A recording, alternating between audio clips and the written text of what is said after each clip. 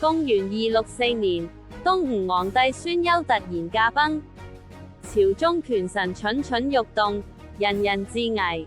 廢太子孫和嘅仔孫皓竟然被大臣推上皇位，呢個令人跌破眼鏡嘅決定，將會點樣改寫東吳嘅歷史？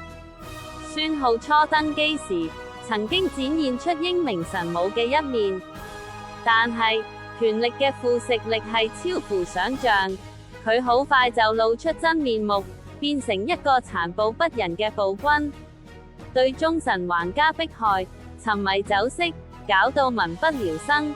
東吳嘅滅亡可以話係孫皓難辭其咎，佢嘅暴政加速咗帝國嘅崩塌。